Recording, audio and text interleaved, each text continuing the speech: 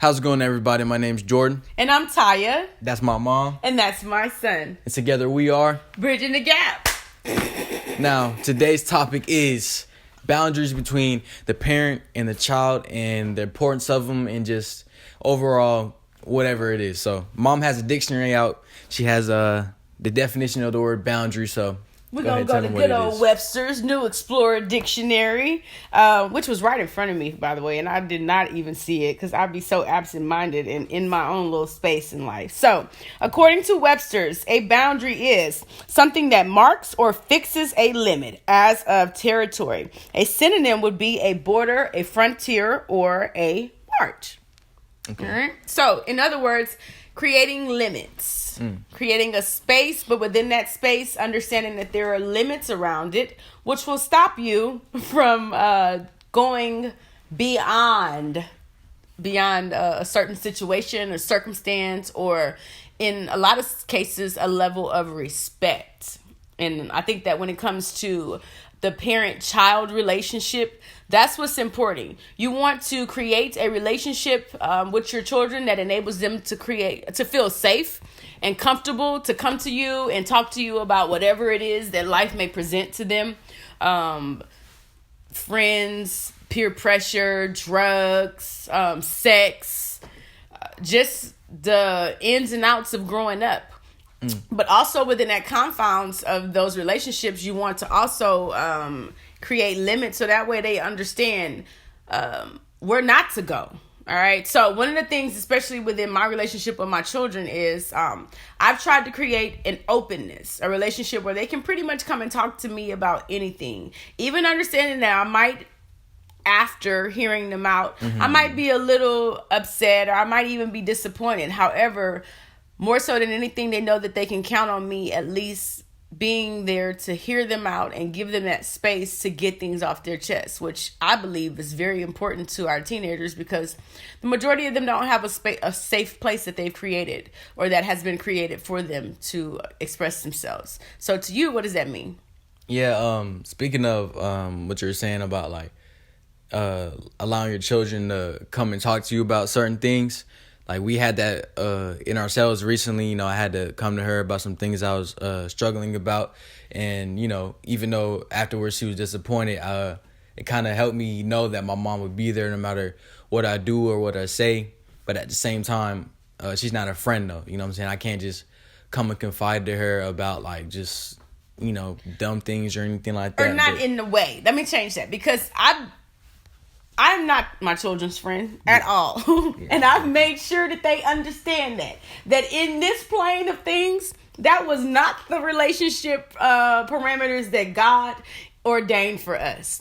We are not on the same levels. They do not have the same responsibilities that I do. They do not have the same worries that I do. They do not have the same priorities in life that I do. So therefore, they don't understand where I come from a lot of times whenever I'm making the decisions that I'm making. Or for instance, if their father has to make specific decisions regarding them and how things are going to be carried out.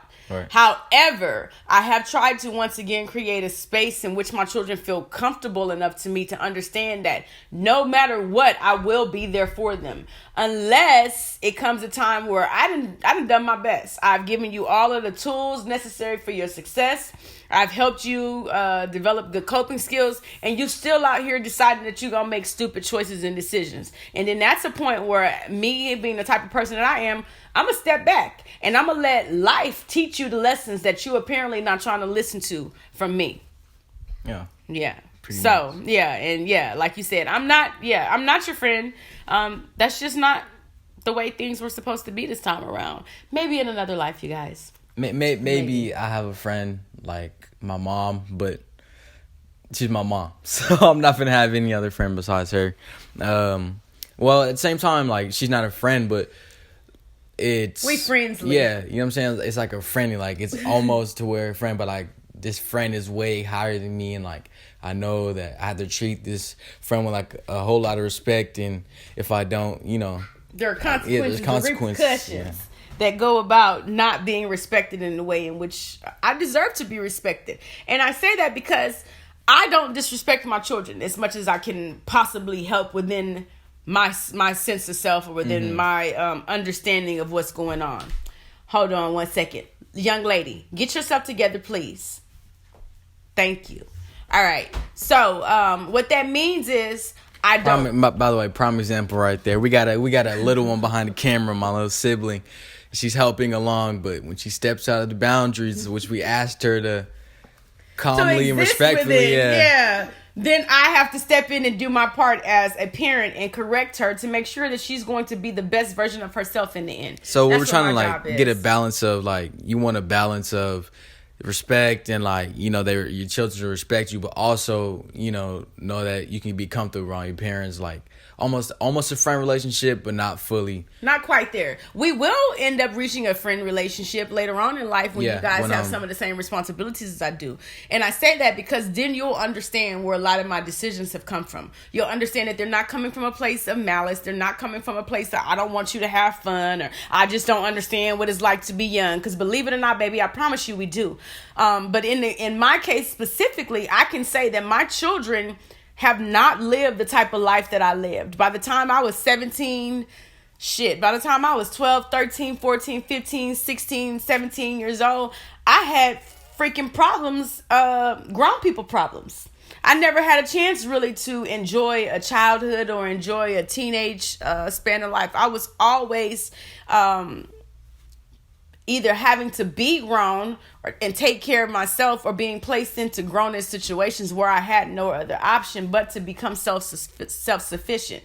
Whereas my children, by the grace of God and by hard work on both my part as well as on the part of my ex-husband, have been placed into a different type of life, a different type of environment, that there is no need for them to do certain things or conduct themselves in certain ways. So there's a level of understanding that I'm just not going to have for certain types of behaviors that children might want to practice with their parents. Like being disrespectful, like, Mom, get out of my room, you know, and playing a video game and their parents not getting on to them. Like, I've had friends and, you know, who just really run over their parents, and it kind of makes me uncomfortable when I see that type of stuff because I know my mom would tear me up, you know what I'm saying? So other ways, though, in which I've tried to create healthy boundaries with my children is the way in which I speak to y'all.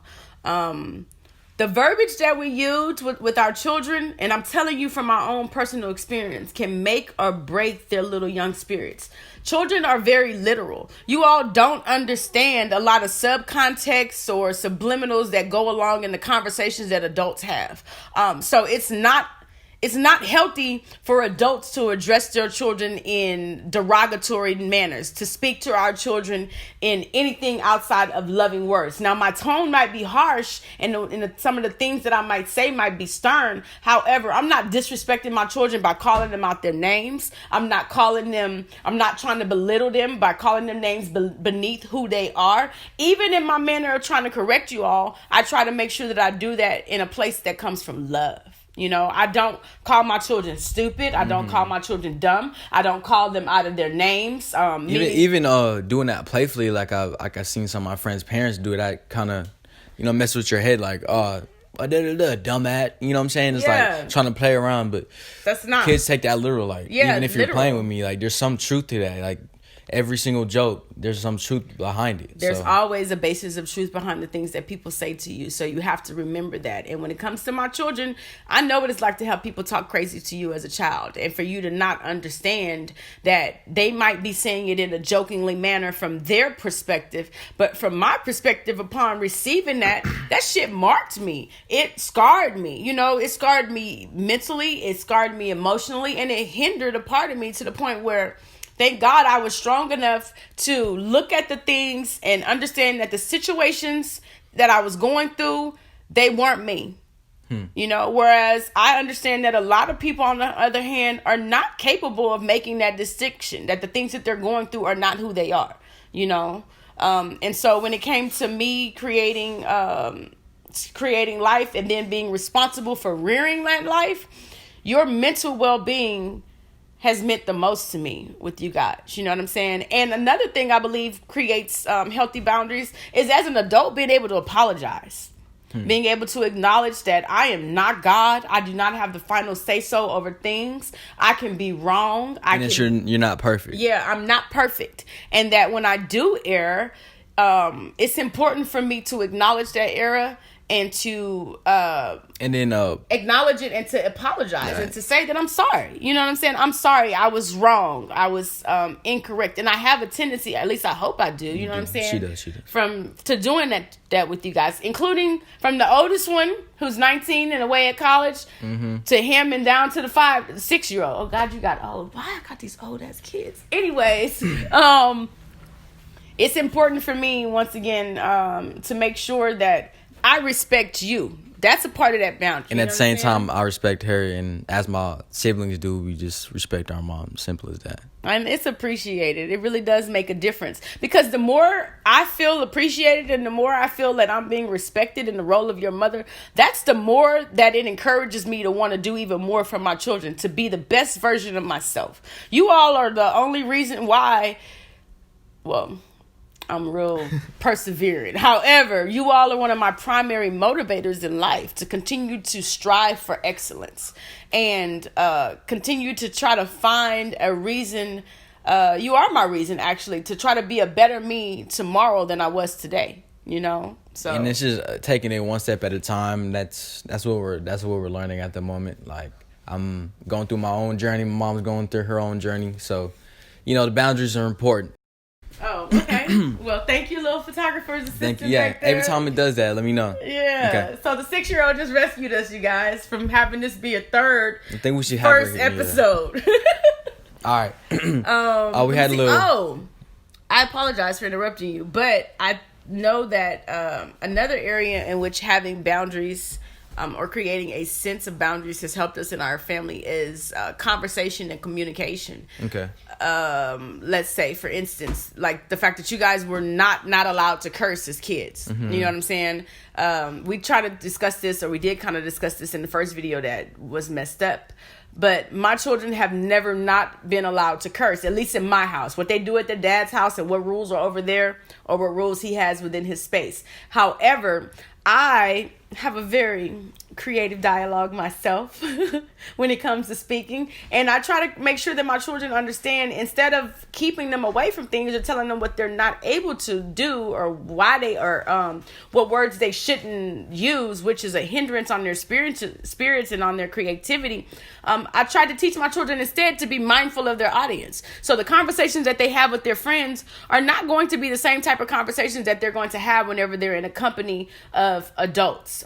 So that being mindful of their audience has made a big difference. We don't have issues with my children a lot of time cursing because they got a chance to do it. It wasn't something that was kept from them.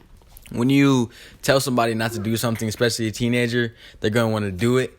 So the fact that she gave us that freedom to be like, curse whenever you want, it's just like, you lose the fun of it. The thrill of like, oh, I'm not supposed to be doing this, so when it's gone, removes it from him. Yeah, when it's gone, so I don't feel the need to curse, and my big brother doesn't curse like that, and he's a full-grown adult now, so yeah. And also, it's not, you know what I'm saying, like if conversation dictates a curse word, they kind of sprinkle it and season it in there if it's necessary, but I've never gotten to the point I felt to the as though my children were disrespecting me in any of their use of language. Yeah, and I appreciate that from y'all. You know what I'm saying? Because even though they do have that freedom, don't get wild with things. You know what I'm saying? Don't get out of hand, because I don't want to have to be a helicopter parent. I think that's what they're called. Mm-hmm. Someone who's always micromanaging everything about my children. And that's how you get depression. That's how you get depressed teenagers and teenagers who have like huge outbursts of anger towards other people because they can't control anything in their lives. So they get angry. Yeah, and I never wanted that from my children. I've always tried to encourage them to be their best version of themselves once again. I'm not trying to reproduce my life, and their dad's not trying to reproduce his life or his experiences. We're trying to create within our children powerful little beings who are self-sufficient, who are independent thinkers, and who are capable of going out there in the world and making it on their own. Because my my true test of parentage and deciding, and when the world decides whether or not I really was a good parent outside of my own decisions, is how self-sufficient you guys are as adults. In the real world. Yeah, in the real world. Are you capable of making decisions that are going to benefit you instead of hindering you in your life? That's going to dictate whether or not I decide whether or not I was a good parent. You know what I'm saying? What type of adult you become. And if we didn't have those boundaries that we're talking about right now, then we wouldn't be able to be self-sufficient like she's talking about in the real world. Like, if I didn't know I should respect people who are above me, like I respect my parents, then I wouldn't know like how to succeed in life. Like, if I don't have the same respect I have from my mom to my boss, then I'm not gonna be able to keep my job if I talk to my boss like a friend or anything like that. Yeah, or if you don't have a general respect for them and the position of power that they have. And it's not so much that I want you to think of someone being above you or below you, because those are not great places to put yourself emotionally or mentally. But there are certain levels to this shit. You know what I'm saying? And like I said, in this relationship dynamic, I just so happen to be the parent this time around. You know what I'm saying? And I'm entitled to a certain amount of respect. Why? Because I give you a certain amount of respect. I make sure that I take care of you in the way in which you should be taken care of, in the way in which I wanted to be taken care of as a child, and the way in which I know that you deserve to be taken care of because you are my child and you are my responsibility. And the way that you feel inside is a reflection of what I've put into you. You know, so that matters, you know what I'm saying? And so those boundaries, once again, the fence around those boundaries can be shortened or they can be widened, extended, dependent upon you and your actions and your behaviors. And there's been times when I've had to reel in the reins on you, on your brother, on your sister even, because you're stepping outside of the bounds that we've already created, the dynamics in which are already established within our family. Yeah, and they're not like unattainable bounds to be in. It's simple. Just follow it exactly. Enjoy being a freaking child, dude. I continue to tell my children over and over and over and over again, you literally only have 17 years of your life where everybody in the world, literally everybody according to the law, is responsible for you and your well-being. We have to feed you. We have to clothe you. We have to provide shelter for you. And you get a chance to get a free education in this world. But after that, nobody cares. Yeah. So enjoy this time. Yep, and we can enjoy this time by using those boundaries. So I think that's it. That's pretty much it. So all right, leave questions, comments below. Make sure you like and share. Tag somebody that may need to hear something that we've shared. And make sure that you try to leave us a topic for the next time outside of the long list of things that we have with you guys. All right. Thank you so much for tuning in. We appreciate you, and we look forward to seeing you the next time. Once again, I'm Jordan. I'm Ty. And together we are Bridging the Gap. And that's Phoenix. Yeah, that's Phoenix, by the way. All right. Thank you for watching.